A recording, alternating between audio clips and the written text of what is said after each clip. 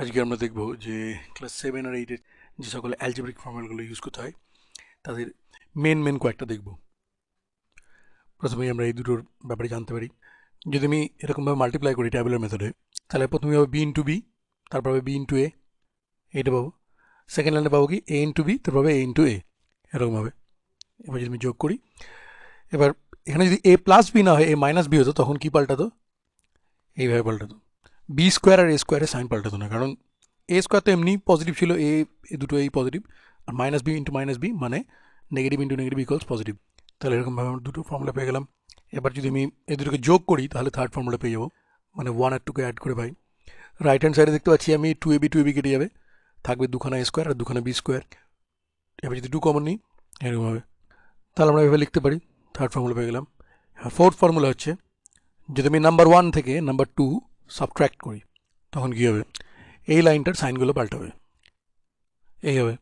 তার মানে কি এ স্কোয়ার আর এ স্কোয়ার কেটে যাবে, আর বি স্কোয়ার দুটো কেটে যাবে। সাইন পাল্টাবে কেন না, এর আগে তো মাইনাস হবে তখন, কারণ আমি A plus B whole square minus of A minus B whole square করছি, তাহলে সাইনটা পাল্টালো ওই কারণে। তাহলে সব শুধু 4ab। এটা হলো গিয়ে 4 নম্বর আমাদের ফর্মুলা। এবার যদি আমি A plus B into A minus B করি তখন কী হবে? Minus B into B minus B square minus B into A minus হবে A B, A into plus B plus A B, A into A মানে A square, তার মানে এখানে A B R A B কেটে যাচ্ছে, তাই তো। এবার minus B into plus B, সেক্ষেত্রে কিন্তু প্লাস বি স্কোয়ার হবে না, কারণ সাইন আলাদা আছে। তার মানে আমি এক্স্যাক্টলি দুটো একই জিনিস মাল্টিপ্লাই করছি না। যদি আমি এটা করতাম তাহলে হতো প্লাস বি স্কোয়ার, কিন্তু আমি করছি কি এইটা। ভালো করে লক্ষ্য করে দেখ, এই সাইনটা কিন্তু আলাদা এখানে, minus B into plus B, তাহলে দুটো একই জিনিস করছি না। তাহলে A plus B into A minus B মানে হচ্ছে A square minus B square. তার মানে এইসব ইকুয়ালিটিগুলো আমরা বুঝতে পারছি আস্তে আস্তে, এগুলোকে আইডেন্টিটি বলা যায়, ফর্মুলা বলা যায়। এবার আমরা এই দুটো থেকে, মানে এই দুটো ইকুয়েশন থেকে দুটো আলাদা আলাদা আরও ফর্মুলা আমরা বার করতে পারি। তো বেসিক্যালি এইটা মনে রাখলেও চলবে। এরকম আমরা এইটারও ভ্যালু বার করতে পারি যদি চাই, এটাও ক্লাস 7-এ অনেক সময় দেয়।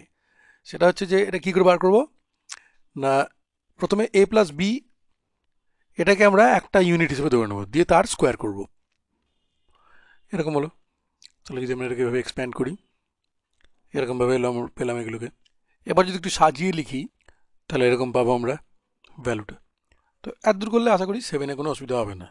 এবার যদি আমাদেরকে 8-এর ফর্মুলাগুলো বার করতে হয় তখন আমরা কিউবিক বাইনোমিয়ালে চলে যাব। যদি একটা থাকে ভেরিয়েবল তাহলে ওটাকে বলা হয় মোনোমিয়াল, যদি দুটো থাকে তাহলে তাকে বলা হয় বাইনোমিয়াল, যদি তিনটে থাকে তাকে বলা হয় ট্রাইনোমিয়াল, আর যদি এর বেশি থাকে তাহলে অনেক সময় পলিনোমিয়াল বলা হয়। এবার এর মাথায় যদি স্কোয়ার থাকে তাহলে বলা হবে ট্রাইনোমিয়াল কোয়াড্রেটিক, যদি 3 থাকে তাহলে লিখতে হবে ট্রাইনোমিয়াল কিউবিক, আর যদি এখানে 3 না থাকে, যদি n থাকতো তাহলে ট্রাইনোমিয়াল অফ nth ডিগ্রি বা nth অর্ডার, এইভাবে বলতে হবে। তাহলে এটাকে বলবো কিউবিক বাইনোমিয়াল বা বাইনোমিয়াল অফ থার্ড অর্ডার, এটাকে বলবো বাইনোমিয়াল অফ nth অর্ডার। তো আপাতত আমরা বাইনোমিয়াল অফ থার্ড অর্ডারের দিকেই যাব। আর ওখানে এ আর বি দুটো প্লাস হতে পারে মাইনাস হতে পারে, সেটা যায় আসে না, দুটো ভেরিয়েবল থাকতে হবে এই আর কি।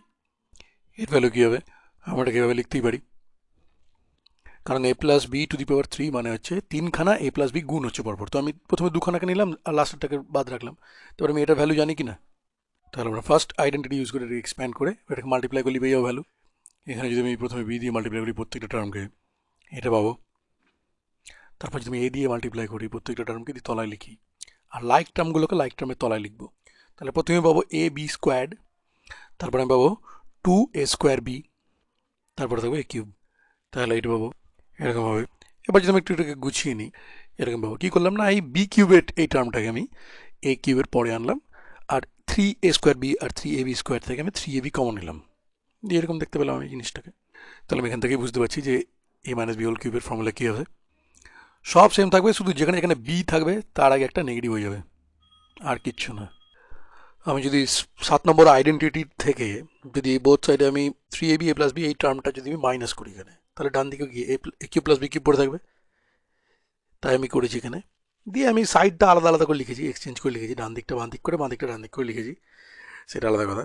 তো এইটা হলো একটা ভ্যালু। তো এইটা তো শুধু আমি এক্সচেঞ্জ করলাম তাই, কিন্তু এটাকে ফ্যাক্টর ফর্মে লেখা যায়, যে ফ্যাক্টর ফর্মে লিখবো সেইটা ইম্পর্টেন্ট। দুটো টার্ম আছে কি না, একটা এই টার্মটা, একটা হচ্ছে 3ab a প্লাস বি টার্মটা, সেই দুটো টার্ম থেকে যদি এ প্লাস বি কমন নিই এইটা পড়ে থাকবে, আবার আইডেন্টিটি ওয়ান ইউজ করে আমি এটাকে এক্সপ্যান্ড করলাম, এ প্লাস বি হোল স্কোয়ারটাকে এক্সপ্যান্ড করে এখানে লিখলাম, আর মাইনাস থ্রি বি এখানে ছিল, তাহলে two A B minus three B minus A B হয়ে যাবে না, তাহলে এটা হয়ে গেলো কি অ্যাকচুয়াল ভ্যালু। আর একদম সেম টু সেম আমি যদি এ কিউব মাইনাস বি কিউবের ফর্মুলা লিখবো আমি, যেখানে যেখানে বি ছিল সেখানে সেখানে শুধু সাইনগুলো বলতে দিলাম আমি, আর যেখানে বি স্কোয়ার থাকবে সেটা সাইন বদলানোর দরকার নেই, কারণ বি স্কোয়ারে কিন্তু সাইন পাল্টাবে না। তাহলে আমি ভ্যালুগুলো পেয়ে গেলাম এ কিউব মাইনাস বি কিউবের। আপাতত এই 10খানা আইডেন্টিটি একদম মাথায় রাখতে হবে, তাহলেই 85 to 90% অঙ্ক করা যাবে।